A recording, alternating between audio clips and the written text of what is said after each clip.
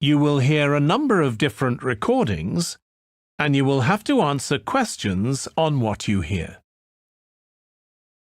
There will be time for you to read the instructions and questions, and you will have a chance to check your work. All the recordings will be played once only. The test is in 4 sections. At the end of the test, you will be given 10 minutes to transfer your answers to an answer sheet. Now turn to Section 1.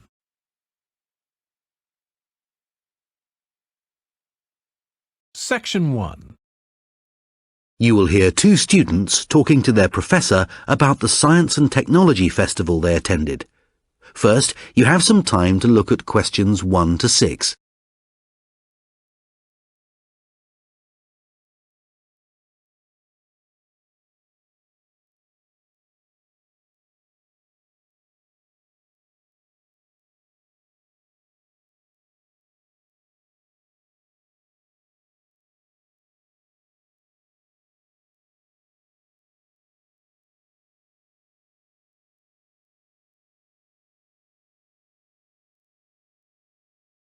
Now listen carefully and answer questions 1 to 6. Hi, Dylan. Hi, Tanya. Thanks for coming to see me. I'm very interested to hear what you thought about the Science and Technology Festival. Well, we're both very pleased we went. Glad to hear it. Was there anything you both found especially useful? Yes, definitely. I saw at least 2 lectures that directly relate to the subjects I'm studying in this first semester. I already feel a little more prepared than I did last week. There wasn't anything that had the same effect on me, but that wasn't my only focus. I saw the festival as a chance to explore new ideas and other subject areas, so I also tried to attend some lectures that looked interesting rather than just the ones I thought would only be relevant to my course. I'm glad I didn't do that. I get too stressed when I don't concentrate on one thing. But wasn't it great to be able to wander around the university and get a better idea of where everything is? Well, I certainly feel more confident now I've explored the area a bit more. And I also found it very easy to meet people who share the same interests as me. When I was waiting for some of the lectures to start, I just got talking to whoever was sitting next to me. I was too busy going through my notes to do that.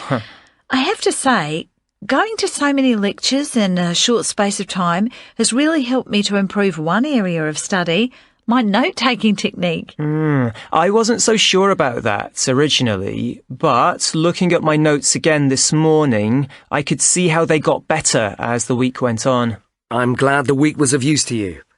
It seems to change focus annually. Sometimes the emphasis is more on science, sometimes on technology, but there was an excellent balance this time.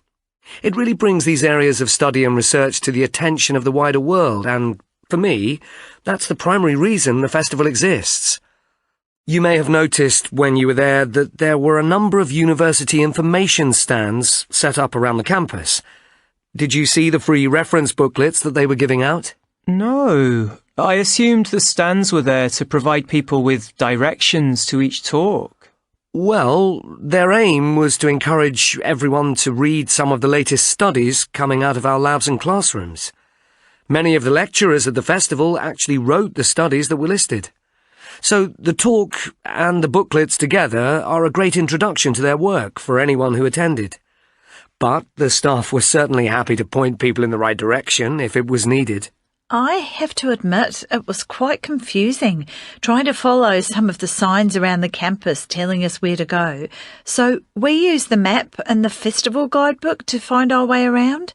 It was great for that. And although 1 or 2 of the talks actually started at different times to what was printed on the page, one other thing I did like about the guidebook was that it wasn't full of adverts. Oh, I agree. But that's always the case with festivals now. I don't mind that if it means that the festival is free to enter, as more and more of them are these days. And even if there is a fee for admission, the festival organisers hardly make any money from that, though they do tend to put the price of entry up each year.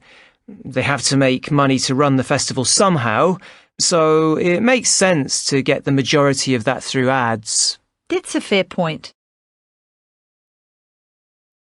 Before you hear the rest of the conversation, you have some time to look at questions 7 to 10.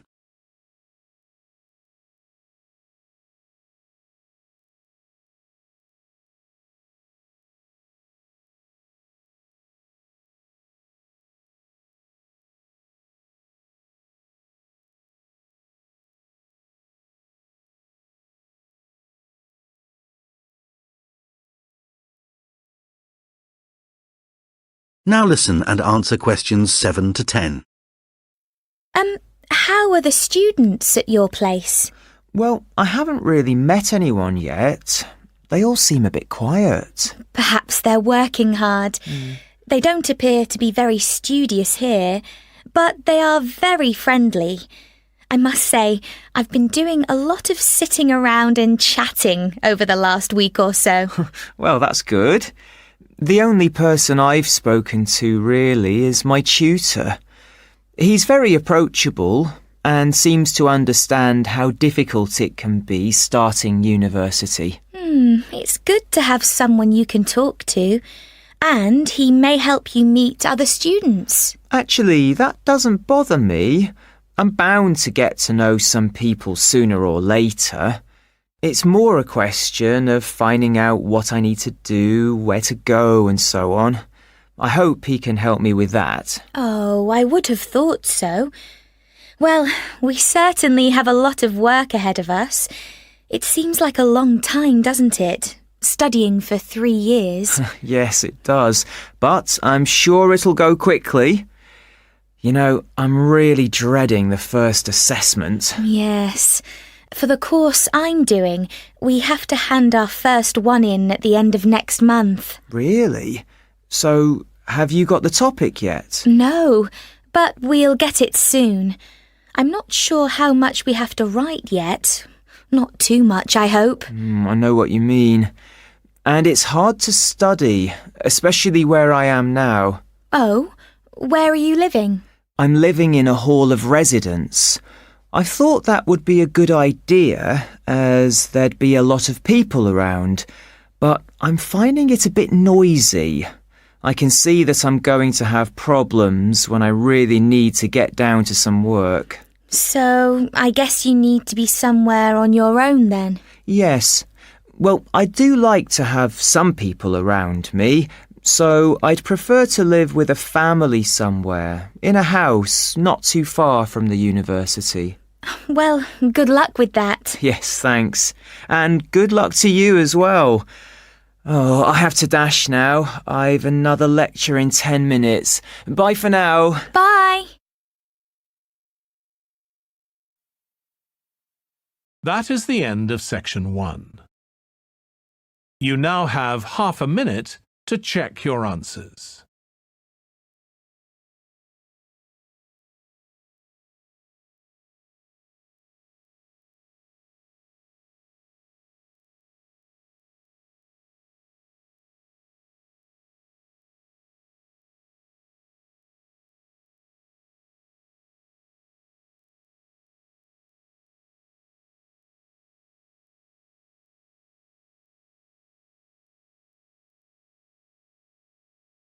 Now turn to section 2.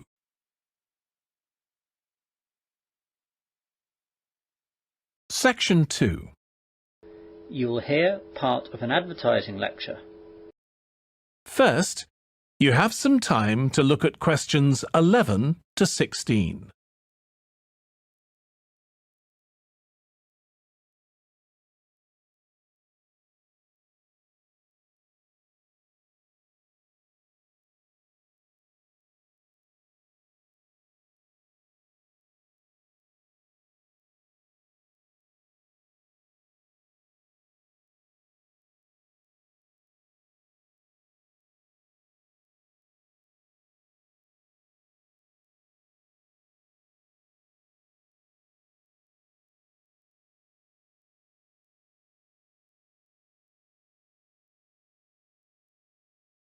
Now listen carefully and answer questions 11 to 16. Let's look now at a famous example. In 1925, Alan Odell, who owned a small company that made a brushless shaving cream, noticed that gas stations and other local businesses were increasing trade by putting up advertising signs along the nation's highways. He decided that he could increase his sales by putting up sets of signs, 5 in a set. They would not have to be big, and a short line on each one would do. At first, Odell tried the hard sell approach. Sales began to increase at once, but that did not satisfy him. Motorists see these signs, he told himself, at remote places on the highway. Perhaps after hours of monotonous driving, they would appreciate a touch of rhyme and humour. They would indeed. It was not long before the catchy Burma shave signs, some ironic, some cynical, some absurd, but all of them funny, caught the fancy of nearly everyone, including those people usually critical of advertising. These signs continued as the advertising medium of the company for 35 years, and then, when cars travelled too fast to take in these messages, more than a dozen words painted in rather small letters, the company phased out its roadside advertising. Perhaps a growing criticism of this sort of advertising, which interfered with highway scenery, also influenced the company's decision. By late 1965, this criticism resulted in President Lyndon Johnson's Highway Beautification Bill. This bill authorised a federal-state campaign to improve the scenery on either side of major highways, to conceal or remove junkyards, and to put billboards sufficiently far back from the highway so that they would not interfere with the view. States that did not comply with the bill could lose 10% of their federal highway grant. But this was not the end of the billboard industry.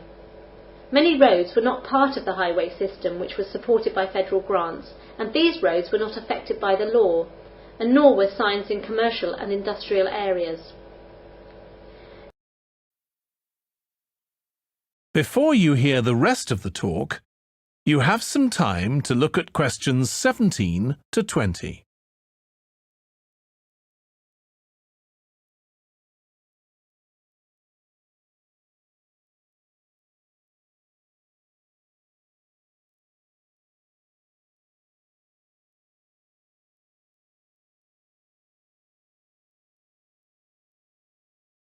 Now listen and answer questions 17 to 20. So, simple but effective. The other method you're going to practice this week is the bamboo oven. Now, the steam pit is ideal in certain conditions because the heat is below ground level. For example, if there's a strong wind and you're afraid a fire might spread. But when it's safe to have an open fire, you can use the bamboo oven method. You get a length of bamboo, which, as you probably know, is hollow and consists of a number of individual sections with a wall in between. You use a sharp stick to make a hole in each of the dividing walls apart from the end one. Then you lean the bamboo over a fire, with the top propped up by a forked stick and the bottom sitting on the ground. You pour enough water in the top to fill the bottom section, and then light a fire underneath that section to heat the water. Then you put your food inside the top section, and the steam coming up the bamboo through the holes you made cooks it. I'm going to move on now to food itself and talk about some of the wild plants you might cook. I'm going to begin with fungi. That's mushrooms and toadstools. I'm sure you'll be aware that some of these are edible and they're delicious, but some of them are highly poisonous. Now, whether they're poisonous or not, all fungi that you find in the wild should be cooked before eating, because that helps to destroy any compounds in them that might be mildly toxic. But be aware that any amount of cooking won't make poisonous varieties any safer to eat. Unless you can definitely identify a fungus, you should never eat it. It's not worth the risk. And you need to be really sure, because some fungi that are poisonous are very similar in appearance to certain edible varieties. They can easily be mistaken for each other. So, having said all that, fungi are delicious when they're freshly picked, and although they are only moderately nutritious, they do contain minerals which the body needs. I'll move on now to leafy plants, which are generally... That is the end of section 2. You now have half a minute to check your answers.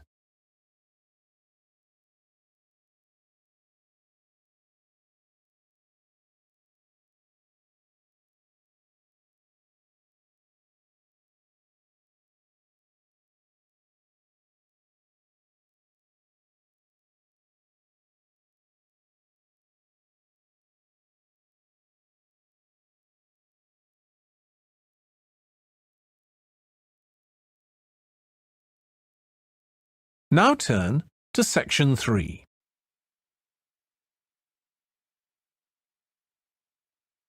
Section 3. You will hear a conversation between an admissions officer and a manager from the university's technologies department. First, you have some time to look at questions 21 to 26.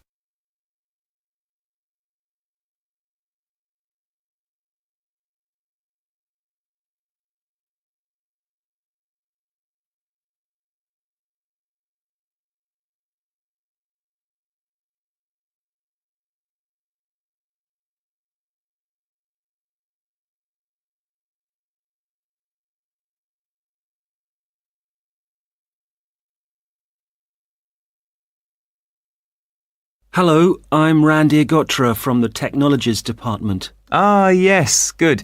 I'm Dave Hadley. Thanks for coming to see me. That's okay. I believe you want us to do some work for you. Yes, that's right.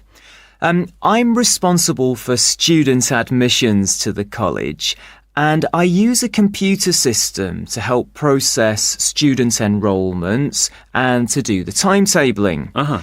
But it really doesn't suit the way we work these days.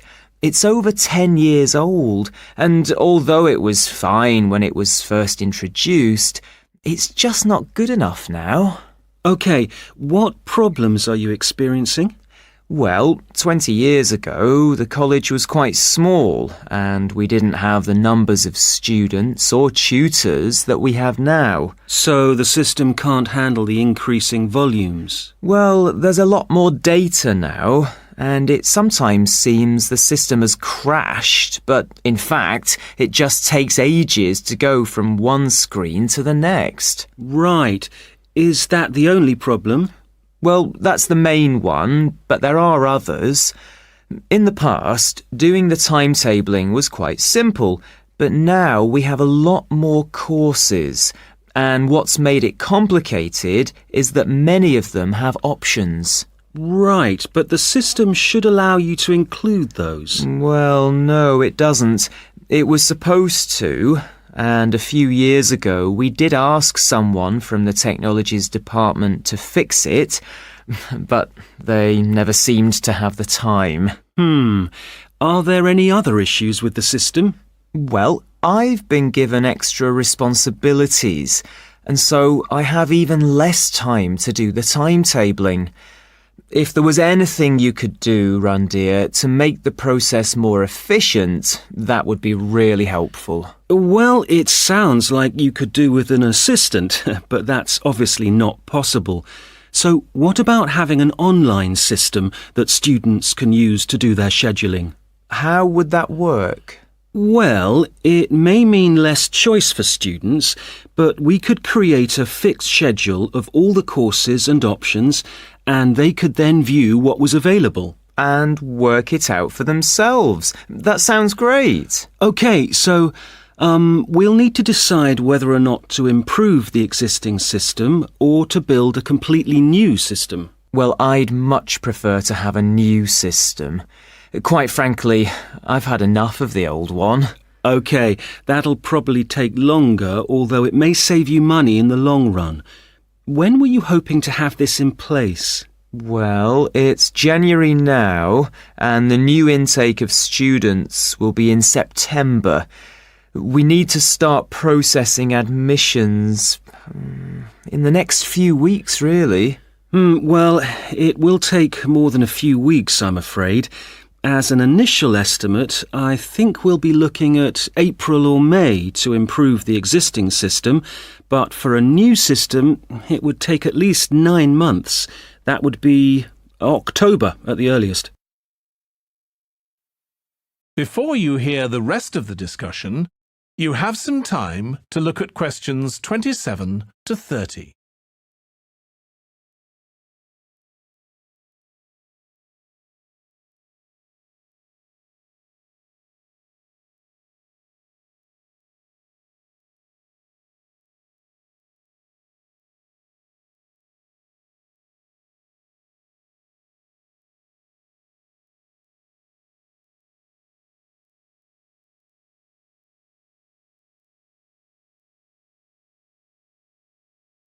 Now listen and answer questions 27 to 30.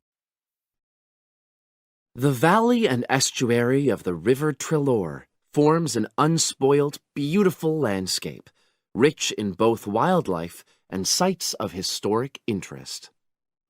There are many ways to explore the area, and public transport links are good. It is possible to leave your car behind and travel by boat, train, or bus, with just short walks in between stops. The Trelor Valley Passenger Ferry runs between villages along the river estuary and provides a link with a train station at Barry, which is about 10 minutes' walk from the riverside village of Calton. In the past, the river was the main form of transport in the area, and as in the past, today's ferry service operates according to nature. The river estuary is tidal, and so the ferry timetable differs from day to day, according to the times and height of the tide. The ferry is also seasonal, normally running between April and September, depending on the weather. A timetable for the whole year can be downloaded from the internet by visiting www.trelorferry.co.uk.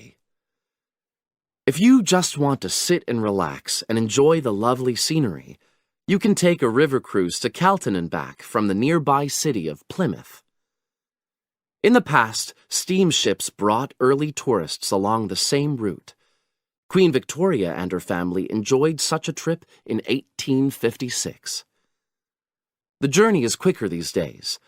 The round trip takes between 4 and 5 hours, depending on tides and weather. If you prefer, you can travel upriver by boat and return to Plymouth by train. All cruise boats and trains have wheelchair access. For more information and for departure times, ring Plymouth Boat Cruises on 017 528 23104. Trains run several times a day throughout the year between Calton and Plymouth, with various stops in between.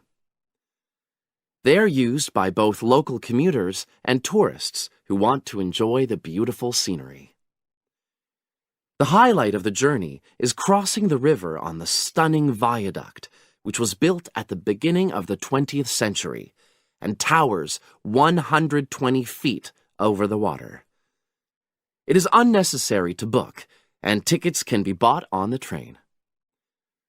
For information about fares and timetables, contact National Rail Enquiries by phone or online. The bus service in the Trelor Valley now connects all train stations and villages in the area. Especially for holidaymakers, there's a Rover ticket which can be used at weekends and on national holidays and allows unlimited journeys on those days. The Rover ticket provides great value for money and is now even cheaper than it was last year. An adult ticket costs £5.50 a day. Senior citizens can travel for £4.50, and a family ticket for up to 5 people costs just £12. Tickets can be bought on the bus. That is the end of section 3. You now have half a minute to check your answers.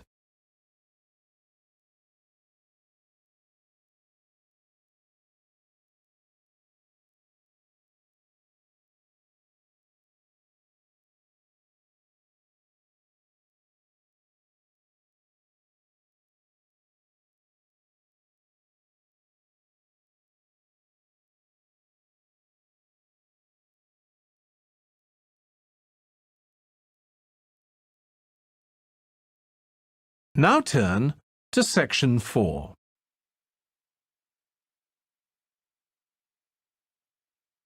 Section 4. You will hear a student discussing his case study with his tutor. First, you have some time to look at questions 31 to 40.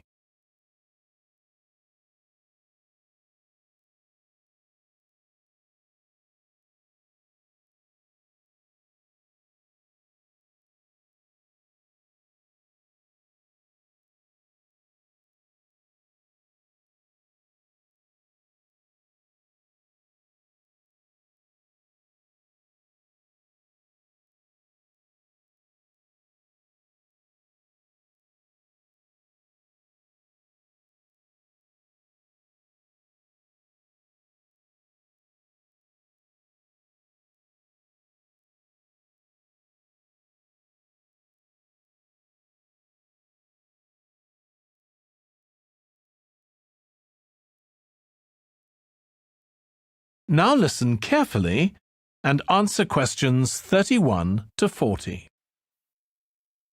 Well, James, I've had a look over your case study, and for a first draft, it looks promising. I have to be honest. When you told us we had to write about a furniture company, it didn't sound like the kind of thing that would interest me. But since then, I've changed my mind. Why's that? Well, as you know, Furniture Rossi is an Australian company, still comparatively small compared to some of the high street stores, but it's got plans to expand into foreign markets, so I chose it for that reason. It's going through a transition. It's a family-run business aiming to build a global brand. All right, and you've made that clear in your writing. One thing, though, that I think you've overlooked is why Luca Rossi started a furniture company here in Australia in the first place. Well, he'd just got an arts degree, hadn't he? And people were trying to talk him into an academic profession, but he wanted a practical job, something he thought would be more satisfying in the long run. His grandfather had been a craftsman, he'd made furniture in Italy, and he'd passed this skill on to Luca's father. And, well, Luca thought he'd like to continue the tradition. Yes, that was the motivation behind his decision. And what was it, do you think, that gave Furniture Rossi a competitive edge over other furniture companies? I wouldn't think it was price. It's always been at the higher end of the market. But according to my research, it was to do with the attitude of the employees. They were really focused on giving good customer service. Yes, Luca Rossi insisted on that.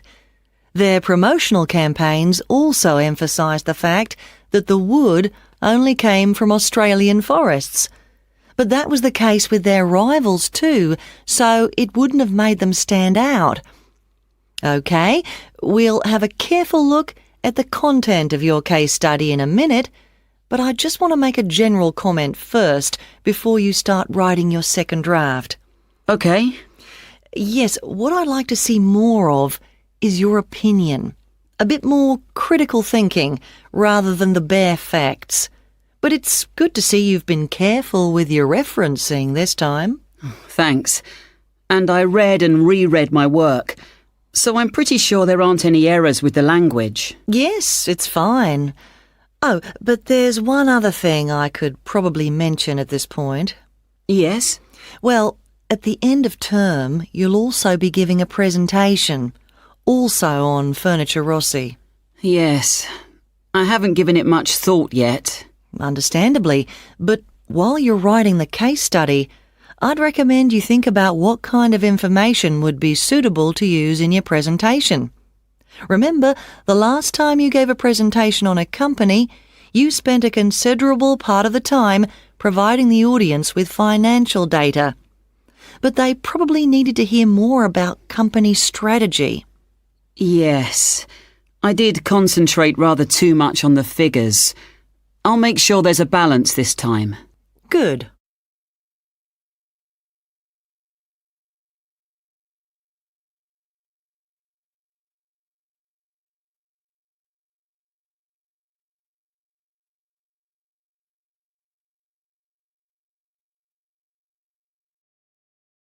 Hi, Linda. Can you spare a few minutes?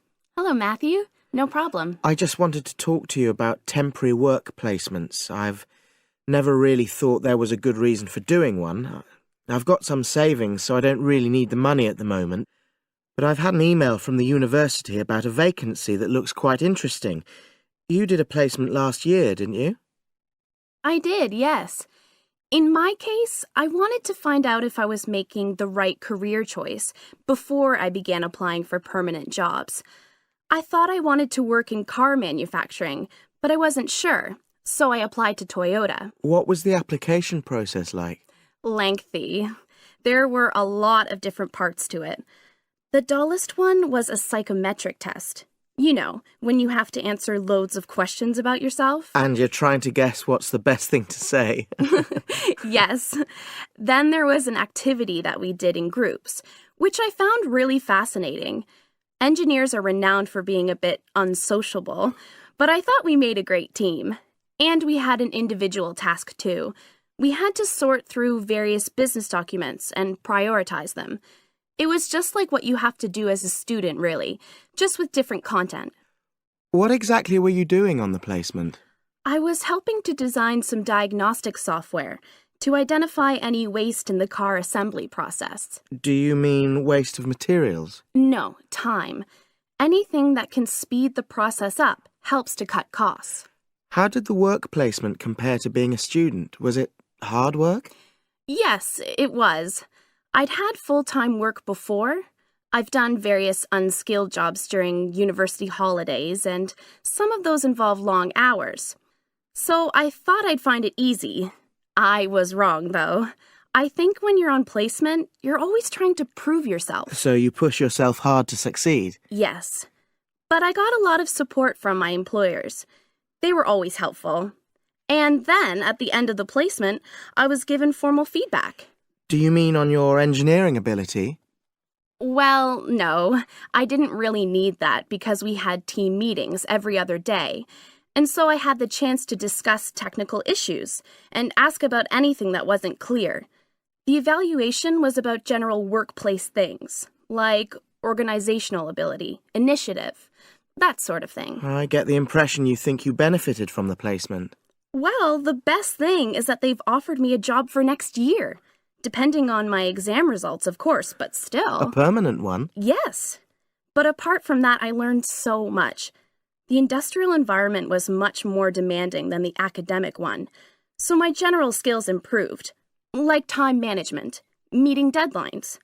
And on the technical side, I learned new software packages, like MS Project. Well, I think you've convinced me that work placements are worthwhile, but while you're here, can you give me advice on something else? That is the end of section 4. You now have half a minute to check your answers.